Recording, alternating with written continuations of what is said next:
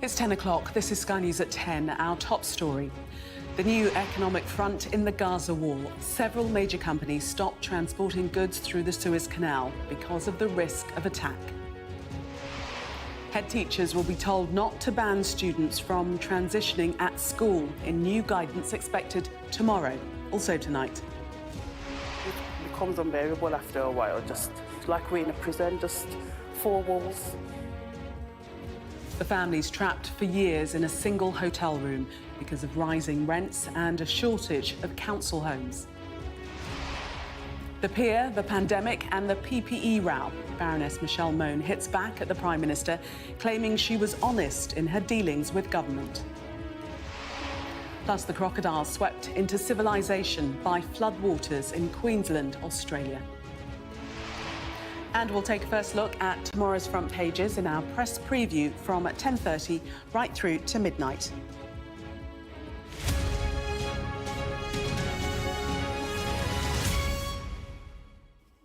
Good evening. We begin tonight with the first indication that the ongoing war between Israel and Hamas and the spillover of the violence in the region is beginning to have a real impact on the global economy.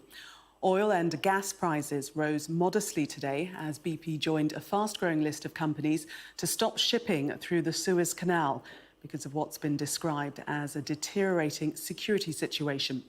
Houthi rebels from Yemen, likely funded by Iran, have been carrying out drone attacks on dozens of ships and are demanding food and medical aid for Gaza. This evening, the US move could mean the delayed deliveries and possible price increases from January. Here's our business correspondent, Paul Kelso. An American destroyer intercepts missiles from Yemeni rebels targeting commercial shipping in the Red Sea. Attacks have intensified since Houthi militants boarded and seized a cargo ship last month in solidarity with Hamas. Now BP has stopped transporting oil via the Suez Canal, and one of the world's biggest shipping companies has called for greater international protection.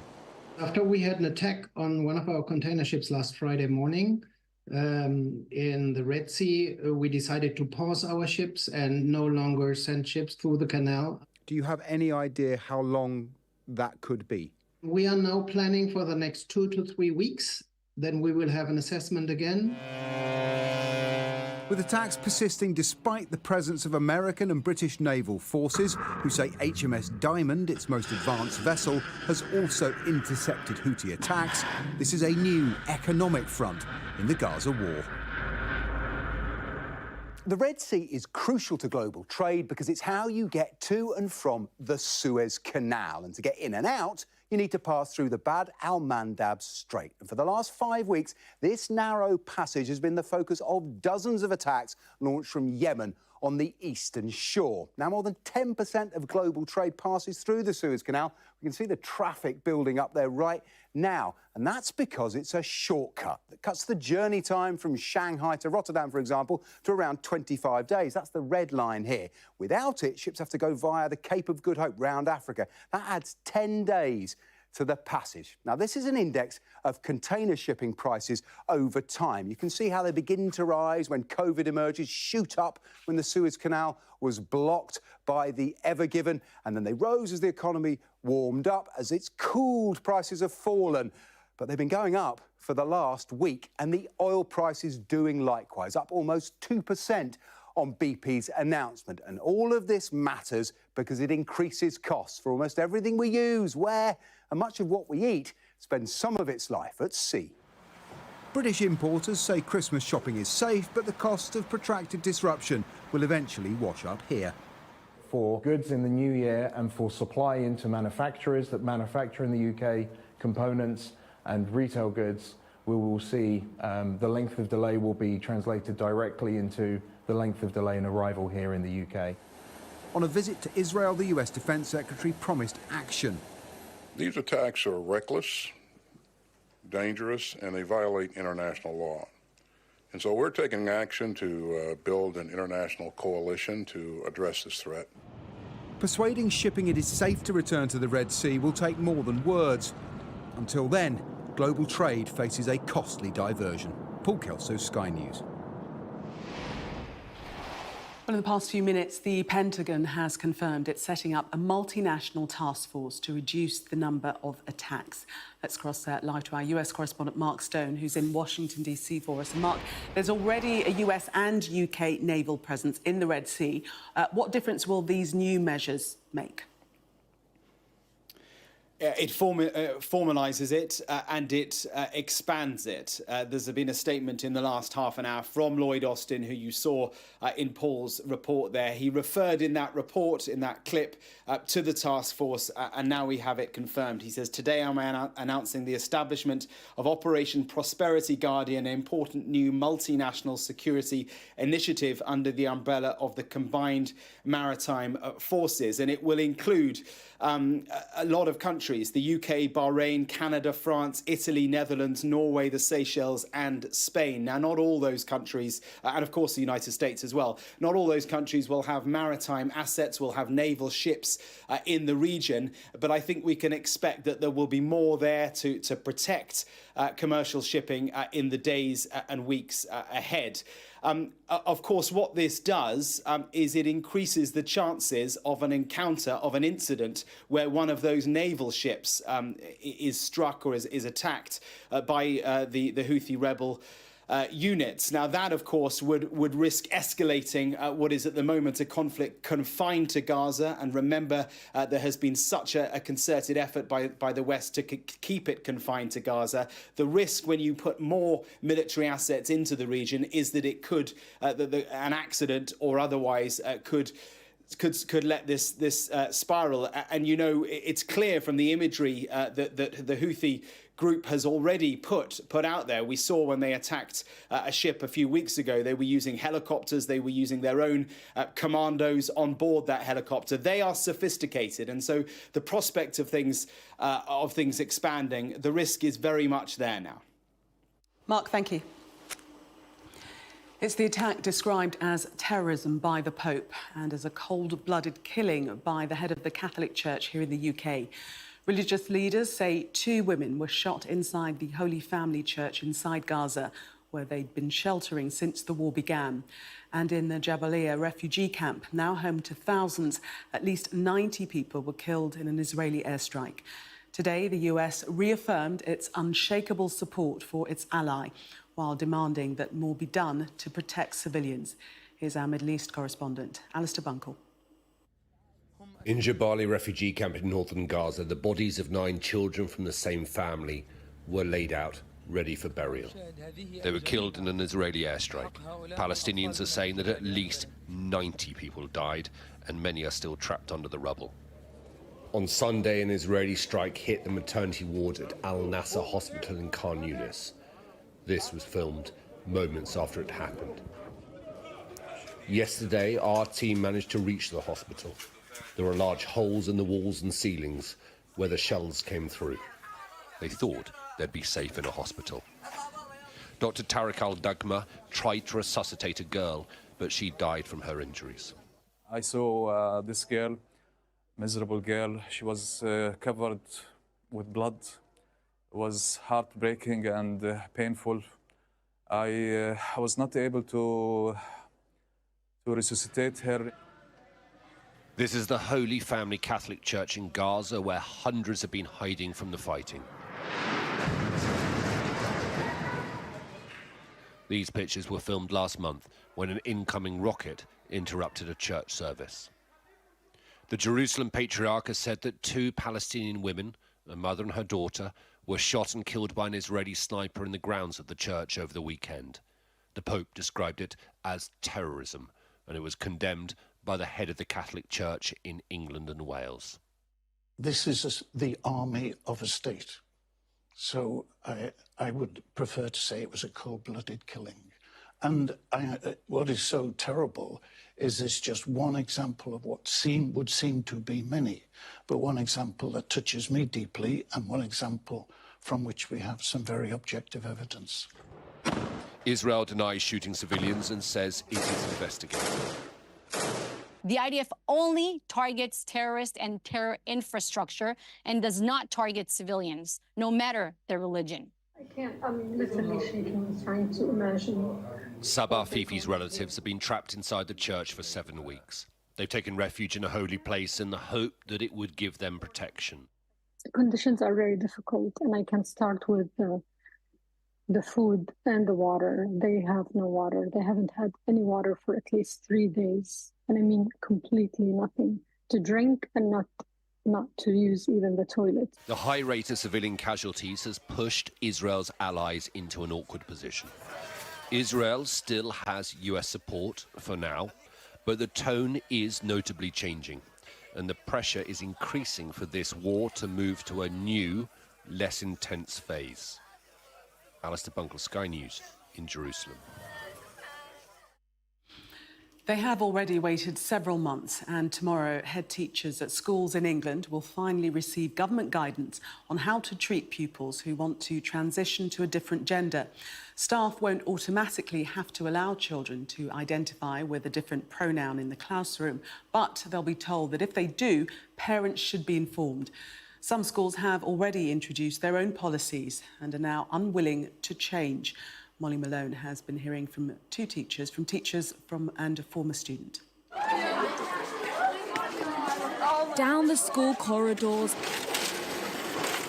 in the staff room and in the classroom too, there is a relatively new question. How do you support transgender pupils? With no textbook answer. Our job is to respect children in terms of them exploring their identity. New government guidance will advise schools on how to do that. It's about whether a teacher should allow children to socially transition, that's use a different pronoun, name or change their appearance, and whether they should inform their parents about it. At this present time, I don't notify parents when children are questioning anything about themselves growing up, unless I thought that they were at risk. It's about them having a supportive environment where they can explore a whole range of things. There will be parents, not just here in Liverpool, but across the country, that find the idea of that exploration and not knowing about it concerning. If we don't create a positive experience, they won't come to school and they'll be more unsafe. There are around 30 children at this school in Liverpool that identify as trans, non-binary or gender fluid. They have gender-neutral toilets, play mixed-gender sports and have neutral uniforms. Here, they've made their own policy. Just because a piece of guidance is going to be published from the DfE, that's not going to change anything that we're doing. And they say it works. They'll change names on social media. They'll change pronouns on social media. 1 minute they'll be called Liz, the next minute they'll be called that. And whether it's allowed in schools, you're not going to stop it not in school.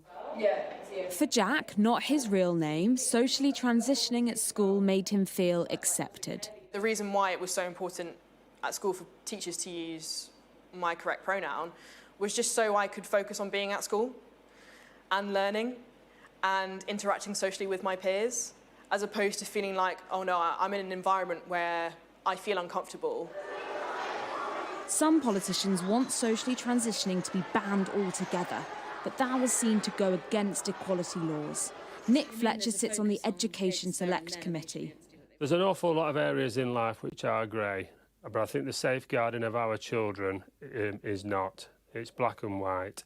There should be no social transitioning within schools. The reality is that transgender children make up a small part of the pupil population, and yet they've become a big part of the political conversation. Will new guidance help or hinder? Molly Malone, Sky News. Nearly 140,000 children will spend this Christmas in temporary accommodation as the number of homeless families reaches a record high. For those who've run out of options, a bedsit has become home, sometimes for years. Sky's community correspondent Becky Johnson has been hearing from 2 families waiting and wishing for a permanent place to live. This is our room for Christmas. Nothing glamorous. Adam, his wife and children never thought Christmas would be like this. We've got some decorations up where we can. It's the bed we sleep on, and right next door, our children's bed. They've been homeless since September. This hotel room is emergency temporary accommodation. Our bathroom. We spoke outside as they're not allowed visitors. We're resigned to the fact that we're going to be here for Christmas, no doubt. They were placed here after being evicted from their family home just as Holly began secondary school. It was gut-wrenching leaving, to be honest, because that's all mostly the kids have ever known, really. We were evicted through no fault of our own. We always paid our rent and everything like that. It was just the landlord wanted to sell up at the time. They'd lived happily there for 8 years and done nothing wrong, but suddenly and unexpectedly had to move out. They're now on a long waiting list for a council house. Adam works as an electrician. Holly's mother is a teaching assistant. They never expected to end up homeless. Quite scary, because we don't really have anywhere to go. Where we were for 8 years, the rent kind of stayed the same pretty much all that time. So then to be suddenly kicked out and see what the going rate is now for rental markets, it's astronomical, really. The anxiety of it, not knowing when we're going to be out, when my children are going to have their own rooms again, quite soul-destroying, really. Holly is one of almost 139,000 children in England who'll spend Christmas in temporary accommodation like this. That's 14% more than last year, as the number of homeless families has reached a record high. The road where Adam and Holly are staying in Birmingham is lined with B&Bs that have become shelters for people who've run out of options. A few doors down, Nadia and her 3 teenagers live here. This is our kitchen area where we keep all our what we can use to cook, all our foods in there. They have to eat, study and sleep in this cramped, run-down hotel room. We can't fold our clothes. We have to just keep them in bags, and that's just because we're in temporary accommodation. We could get a call tomorrow to say we have to go. They were evicted from their privately rented home back in 2021 and hoped to get a council house then. But they're still waiting, nearly 3 years on. It becomes unbearable after a while, just like we're in a prison, just 4 walls. We talk to each other, obviously, but it's just nothing to do because it's just one room. And I don't know what to say, really. How did you do? Nadia was working until last year as a care support worker, but she had to leave when they were offered a house 15 miles away, as she has no car. And then on the morning of the time we're supposed to move, the council called and says, no, it's fell through, you can't, you have to stay at the hotel. So then I'd lost my job already. So basically I lost my income. Families are becoming trapped for years in hotels due to a chronic shortage of affordable housing. And the bill for temporary accommodation for councils in England has soared to £1.7 billion a year. The situation we're finding ourselves in now suggests that the spending of some authorities on homelessness and temporary accommodation is such that it could pose a risk to their financial sustainability in the longer term. But if you take one particular case, one particular place, we calculate that almost 50% of people who are housed in temporary accommodation in the private rented sector in London will be there for around 5 years or more. In Birmingham, charities are trying to ensure homeless children get presents this Christmas. The need at the moment is intense. This year I'm asking for tiny things, because if you're living in a bedroom with 2 brothers and your mum and you've got no space to even walk around the bed, it's no good me giving you a scooter. But the scale of the crisis means despite all of these, there'll only be enough for one gift for each child like Holly. Holly, what would be your Christmas wish? To get a house and to make my family, especially to make my family happy. They are simple requests from one child of thousands stuck in places like this. Becky Johnson, Sky News, Birmingham. Conservative-appointed peer Baroness Mone has piled pressure on the Prime Minister to admit what the government knew about so-called VIP deals to supply protective clothing during the pandemic.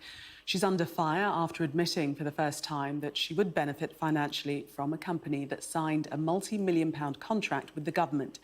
Sky's political correspondent Tamara Cohen reports. Just to get things first. Yeah. As hospitals were desperate for PPE at the start of the pandemic, the government was bending over backwards to get hold of it.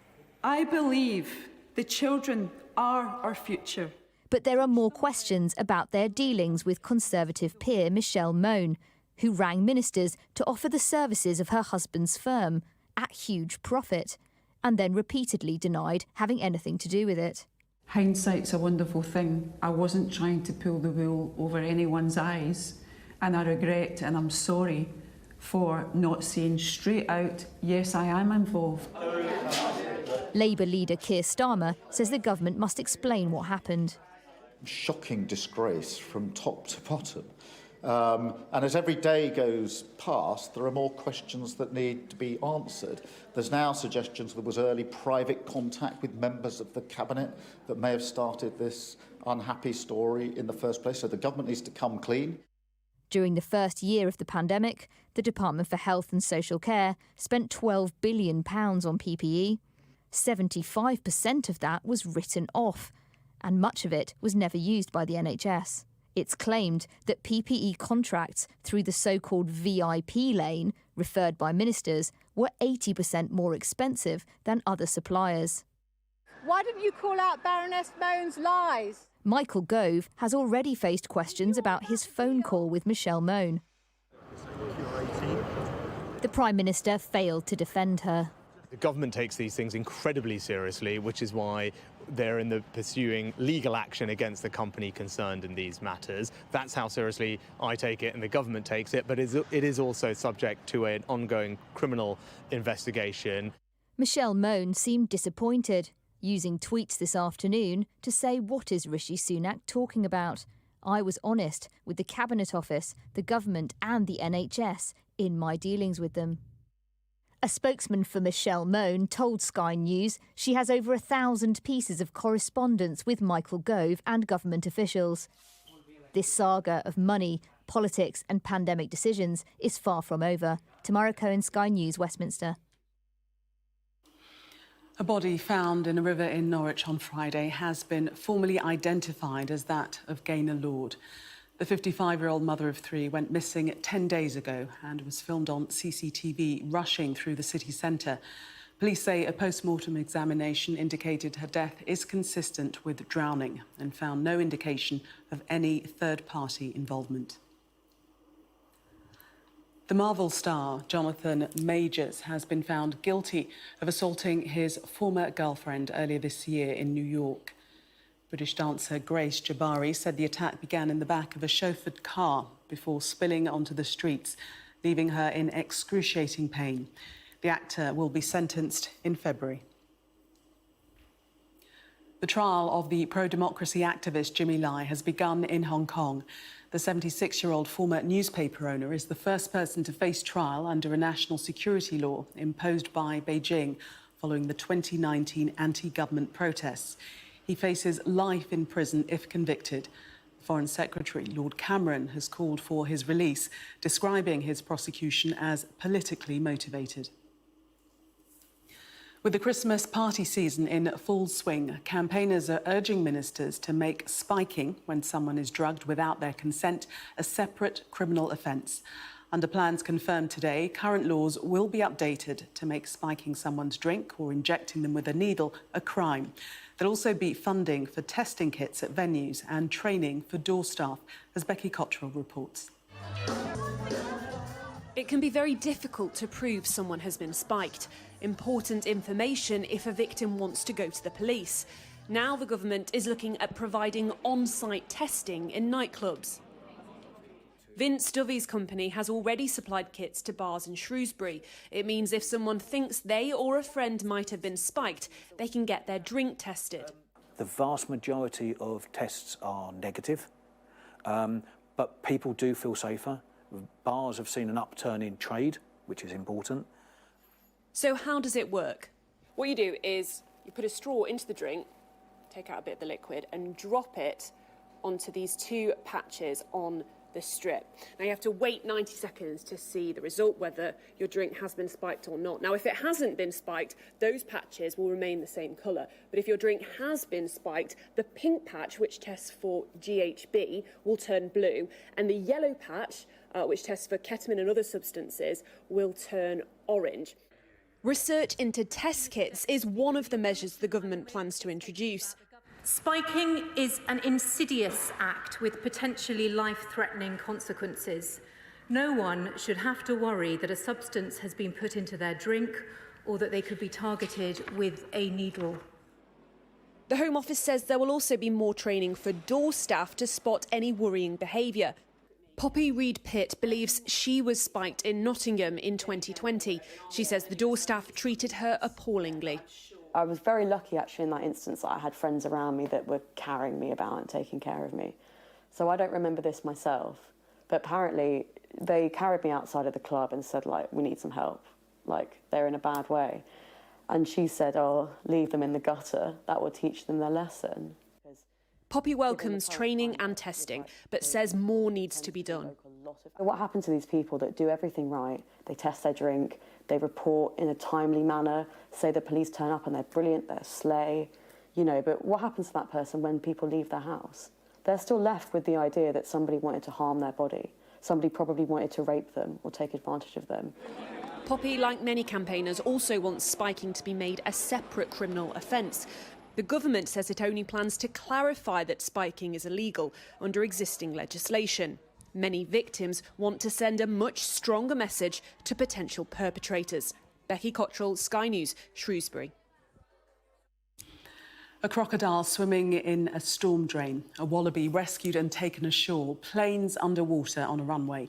Some of the extraordinary images from Queensland in northeast Australia today, after a month's worth of rain fell in a few hours.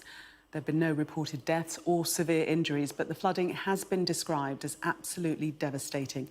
Nicole Johnston reports. Far north Queensland, home to rainforests and the Great Barrier Reef. It's underwater like never before. Even the airport to the tourist town of Cairns is a muddy lake. To Queenslanders in far north Queensland, we know you've had a tough night. I want you to know that every single resource available is being allocated to keeping you safe. SES Rescue, can you hear us? That help can't come fast enough. In the north, it's remote and wild. Weather here is extreme. Cyclones and floods. But nothing prepared people for this. I could not tell you I've seen it this bad before here. No, I don't think so. It's a little bit crazy, like we didn't expect something like this. I never see flooding like this before, and it's the first time, so it's a little bit impressive for me. Locals aren't impressed though. Homes flooded, people plucked off roofs. Hundreds rescued as the floodwaters rose. We've seen people on roofs isolated, we've seen people actually waiting to be rescued. Some of those have been removed, and we still currently have people out in the community who are waiting to be evacuated from some of those locations. And then there's the crocs, swimming through the town of Ingham in swollen rivers and wrangled by a crocodile catcher. Another wildlife rescue here too. This is a wallaby, lifted to safety and back onto land. It's still raining, still flooding. Emergency crews are overwhelmed and Cairns is cut off from the rest of the country. Nicole Johnston, Sky News.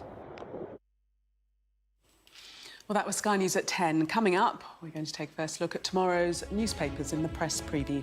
Tonight, we're joined by the Chief Executive of Total Politics Group, Mark Wallace, and the New Statesman's Associate Political Editor, Rachel Cunliffe.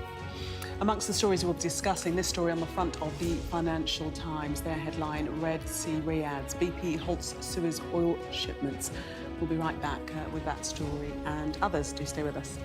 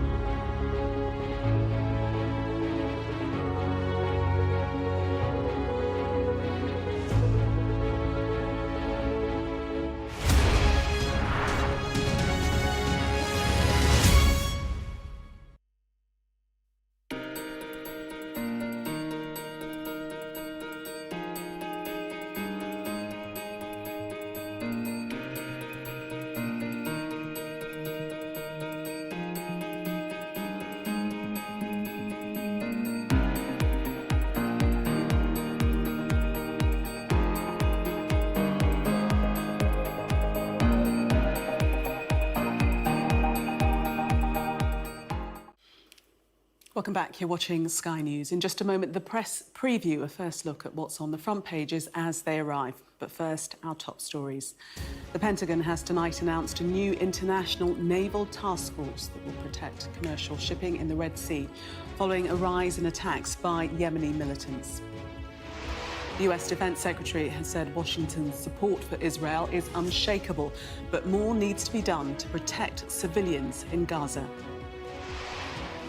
And it's expected teachers will not be compelled to use pupils' preferred pronouns in the government's transgender guidance to schools in England.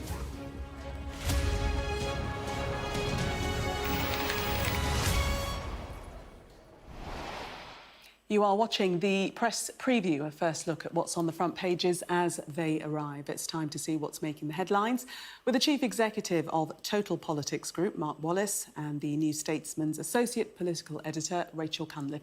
They'll be with us from now until just before midnight. So let's see what's on some of those front pages for you now. Well, The Guardian leads with Baroness Mone's assertion that the Conservative government and the Cabinet Office were well aware of her links to a PPE company and the contracts that netted her family large amounts of cash during the COVID pandemic. The Eye says British passport holders can expect further delays at EU borders next year when fingerprint and facial scans are introduced. The Metro has the story of a convicted murderer who will be sentenced on Wednesday after an undercover police officer befriended him over the course of 2 years in order to bring him to justice. The Mail leads with a new report which says that NHS dental services are now at their most perilous point ever and need radical reform. The Telegraph looks ahead to guidance to schools being published tomorrow, which it says tells teachers to presume from the start that a child cannot change their gender.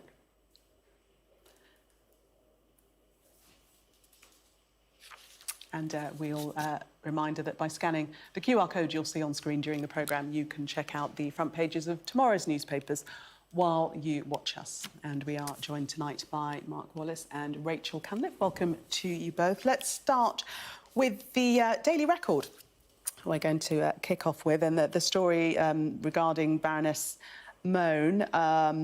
Rishi Sunak coming out today and saying that there needs to be serious investigation into the matter. She said she doesn't know what he's talking about, and saying that basically the government knew all along what her involvement was. Rachel. Yeah, there are a number of questions that have been raised by the eye-opening, I think, interview that Michelle Mone did with the BBC over the weekend.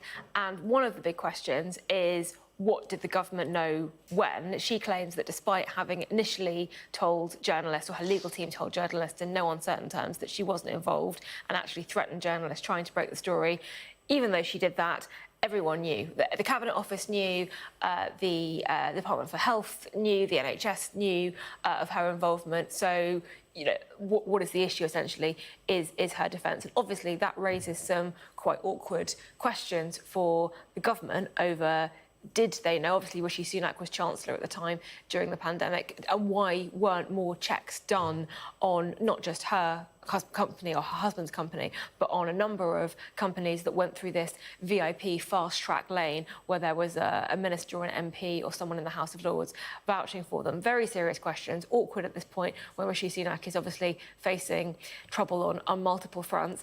But the Daily Record leading on a slightly different angle, which is people are understandably going, well, hang on, you made £60 million in profit from these contracts, a 30% profit on essentially life-saving protective equipment during a pandemic. Now, you know, you say you have nothing to hide. Some of it wasn't usable. Don't you think maybe in a cost of living crisis you should pay some of that money back to the taxpayer? I imagine Michelle Mone will see it a different way. Mark? Yeah, eye-opening is one word for it. It's quite a charitable word. Mind-boggling, jaw-dropping also spring to mind. I mean, the twists and turns in this pretty disgraceful saga, a growing number of people are thinking pay it back. I suspect we'll hear yet more demands for that in Parliament, and understandably so. I mean, I think when we're... these comments that she's come out with, saying that the government all knew, as Rachel says, how is this consistent with the idea that this is public knowledge, everyone knew, everyone knew all the time, but I then decided, for some reason, to tell people the opposite, that actually this wasn't the case. It makes about as much sense as saying I wasn't trying to pull the wool over anybody's eyes while misleading people about what happened. I mean, I've been around politics and campaigns and so on for nigh on 20 years now. I've seen some people do some remarkable interviews over the times in some pretty sticky situations, but mind-boggling, eye-opening, jaw-dropping, just even why on earth that interview took place. You watch the whole thing, it's completely bizarre, kind of Prince Andrew levels of bizarre. Why have you chosen to do this? Why are you doing this now? And why do you still seem so convinced and been so self-righteous about it? Well, one of her lines is that herself and her husband had been scapegoated. Well, I think there probably is something in the sense that this is the case that everyone is focusing on when it comes to dodgy COVID contracts and the fact that PPE in this VIP lane, we seem to have paid 80% more for it than PPE sourced from elsewhere, and questions about companies set up by people who have no healthcare experience or no experience in manufacturing these kinds of products who manage to get to the front of the queue, as it were. I think there are questions about a whole number of companies and how the scheme was operating, although we should remember that we were operating at a time of national crisis and no one really knew what they were doing, and there were desperate calls to get this PPE as quickly as possible. But she claims she's been scapegoated. She also claims that it's wrong to say that she and her family profited from this. And you're absolutely right that this interview, you find yourself asking, if you watch it, why on earth did you think it was a good idea to give this interview? And having decided to give this interview, why did you think it was a strong defence to say, well, I didn't profit, that money didn't go to me, it went to my husband, who's sitting right next to me, and it's been put in a trust to which I and my children are the beneficiaries. So it's totally wrong to say that we're profiting from it, and to think that that is a persuasive argument that paints you in a sympathetic light. I mean, maybe rich people just have a completely different idea of, what is a lot of money and what constitutes sort of normal financial management. But I think to most people watching that, they'd go, no, that definitely looks like you're profiting from it to me. I think you have to be going some for £60 million to not seem like a lot of money. And frankly, if that's not profiting, that's the kind of not-for-profit life I think we could all dream of, isn't it? Or we have the wrong line of work. Very possibly. But this idea, consequences and accountability is not scapegoating. Scapegoating is a completely different thing. The idea of an unjust blame being attached to try and excuse everyone else some kind of collective responsibility.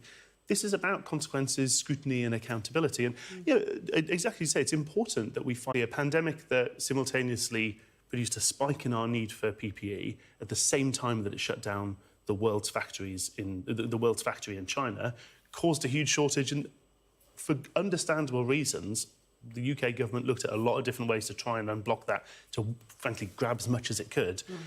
If people profited from disclosed or undisclosed personal links for stuff that wasn't usable, we need to know why. And people are going to be asking, as the Daily Record says, pay it back. Yes, well, where's the money? And Rachel, she's spoken about the fact, as the Guardian's pointing to there, that government knew, everyone in government knew. She's named Michael Gove.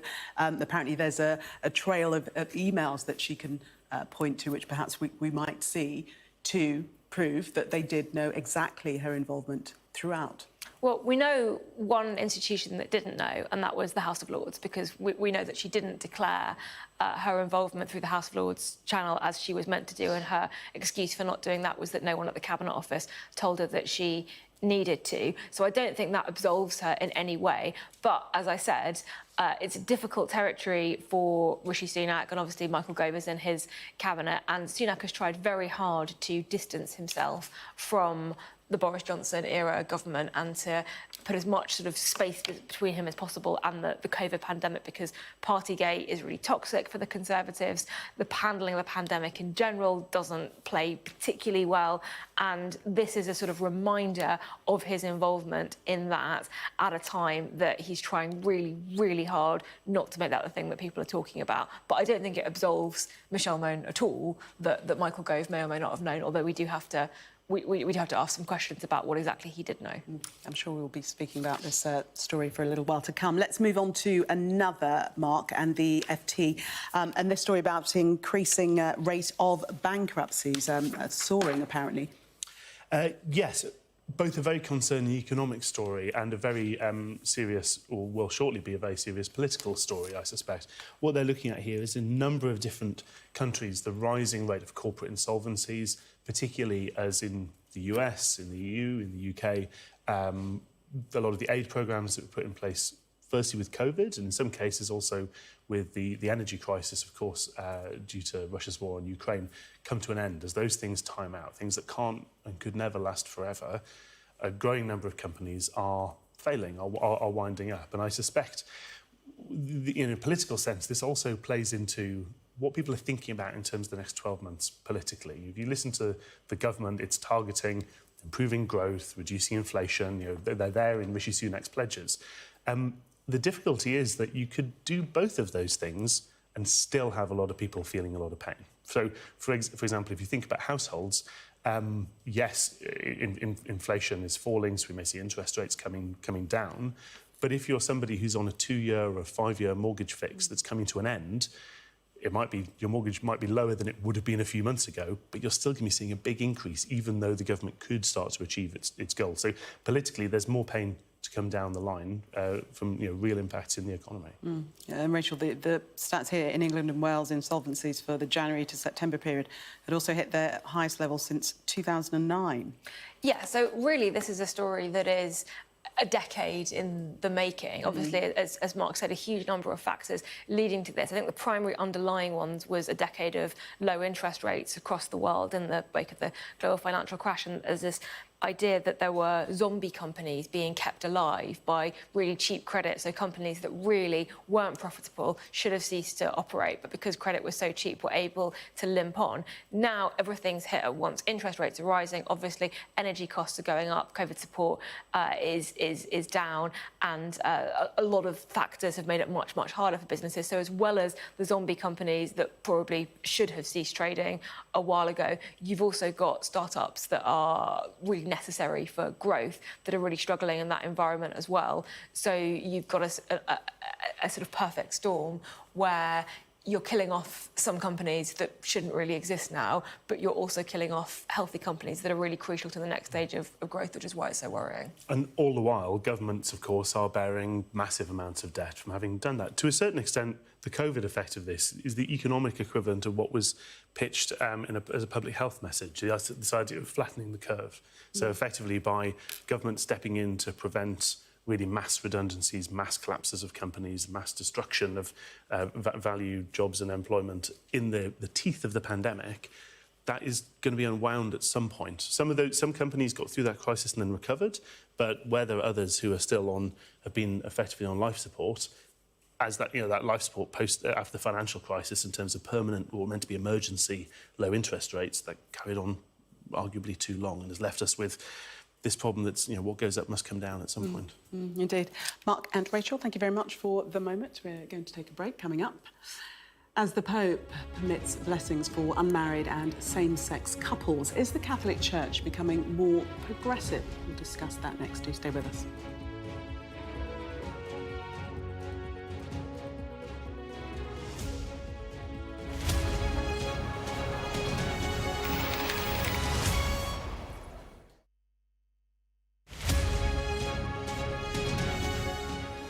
I'm Helen Ann Smith. I'm Sky's Asia correspondent, and I'm based here in Beijing. My most memorable story was covering the extreme zero COVID restrictions. A massive COVID wave is sweeping this city, but officially, almost no one has died. This is a 4-lane dual carriageway, completely shut off. Some things are being allowed in, but actually the only thing we've seen coming out is an ambulance. The message from China is clear. This is a modernised military, absolutely able to fight an international war if needed. Is this military ready? We are prepared to face every kind of challenge. My biggest challenge is adequately telling the stories of the Chinese people, even when the authorities would prefer me not to. By the rules, we are allowed to film in the streets. To the left, to the left. I will always remember the atmosphere at the Shanghai protests. It was an electric mix of excitement, fear, and defiance, and a sense that history was being made. It's hard to express just how incredibly unusual these scenes are in China. There are people who are afraid. On the streets of Xinjiang, there is still a tension. Heavy police, a sense they're always watching. It's really an incredible eeriness to this place, and it just is completely abandoned. The Chinese housing market, for so long a driver of growth, is now a real liability. We take you to the heart of the stories that shape our world. It's actually hard to describe the cold here. It's so intense. It literally takes your breath away. I can't tell if I'm moving it or it's moving me, but it's a very strange feeling. The world is watching what's happening here.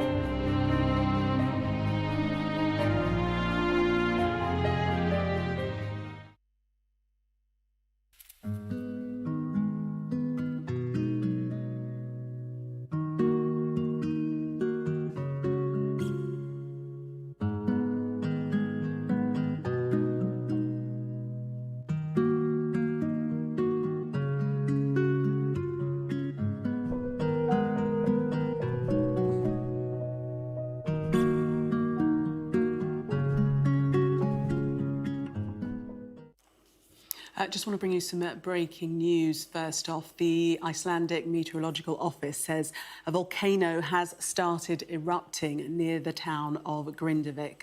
That's after weeks of earthquake activity. Authorities have evacuated nearly 4,000 inhabitants of the fishing town. So just to reiterate that breaking news, that volcano has erupted on southwest Iceland following weeks of earthquake activity in the area. We'll, of course, update you on information as soon as it comes into us.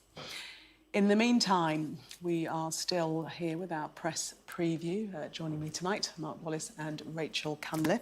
And we're going to have a look at the I think, this story regarding the post-Brexit border, and British passport holders are going to further checks and further delays. This is coming in from October next year. Rachel. Fingerprints and facial scanning at airports when you enter the EU, which this is being sort of presented as if it's something that we should all be very annoyed about. And certainly I think a lot of people will be very annoyed about it, not least because it says that passport control times are expected to double for Brits who are visiting under the new system. I do think getting upset, 7 years after we've voted for Brexit, that there might be some border controls when we're putting in our own, or we have the option to put in our own border controls, is a little bit, I mean, like, should we not have got used to this by now?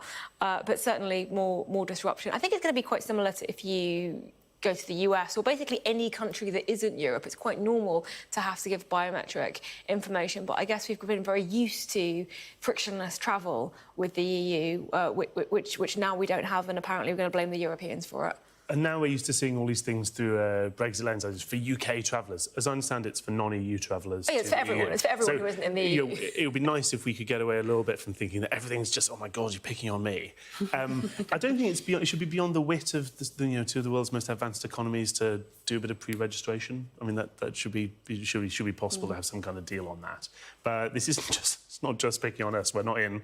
And so, we're non-EU travellers. I mean, you say that, I've got an EU passport, so... Congratulations. Sucks to be you.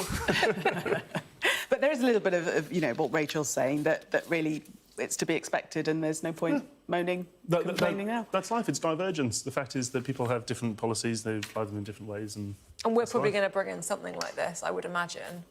If the EU is doing it and the US does it, I wouldn't be... You've got to show your fingerprints, but the UK Border Force will just wrap you on your fingers to tell you off for trying to come in. Yeah, that'll be how it's going to go. Right, we're going to finish on the Guardian story, and this is the Pope approving a ruling that will allow priests to bless unmarried and same-sex couples, a significant change in position for the Catholic Church. So they're not offering marriage and they're not offering any type of ritualisation or the impression of marriage, but priests will be allowed to bless same-sex couples and unmarried couples, which presumably includes couples where one or both parties are divorced, which obviously is also not sanctioned in the Catholic Church. And I think this is really positive. I mean, it's about 20, 30, 50 years too late, but anything that kind of reflects the way people actually live now, I think is probably to the Catholic Church's benefit if it wants to keep people on board. I think Mark disagrees with me here. Well, I mean, happiness in the world's always a good thing, and I'm a libertarian. I'm a great believer in people living as they wish to live to maximise their happiness. Maybe I'm the wrong person. I was baptised a Methodist, and now I'm an atheist, so maybe I don't get this. But I kind of thought part of the point of a 2,000-year-old Catholic Church was meant to be that it kind of doesn't change. So I don't know, but I mean, it's for the Catholic Church to set its rules. If it's going to make people feel happier and more welcome within their faith and their life matching up, then good for them. I mean, they did manage to be a bit flexible when Boris Johnson, who'd been divorced twice, got married in the Catholic Church. Indeed, they managed to avoid kind of excommunicating the whole UK again. Yeah. But do you think for those who maintain that the Catholic Church abides by certain rules, and that's the whole premise of the Catholic Church, so to change them means that you're changing the religion? Well, the religion has changed. There have been updates to it over its 2,000-year-old history, and the Pope is meant to be, if you are Catholic, God's representative on earth, so what the Pope says goes, essentially. That's pretty much the slogan. Yeah.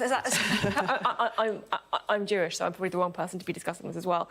But I think it's a fudge, it's a compromise. It's not saying we're going to do same-sex marriage straight away, but it is recognising that people live in these ways and would like to have their relationships and have their faith and don't necessarily want to choose. The Church modernising. Rachel and Mark, thank you very much. We'll see you in the next hour. Let's take a look at the weather for you now.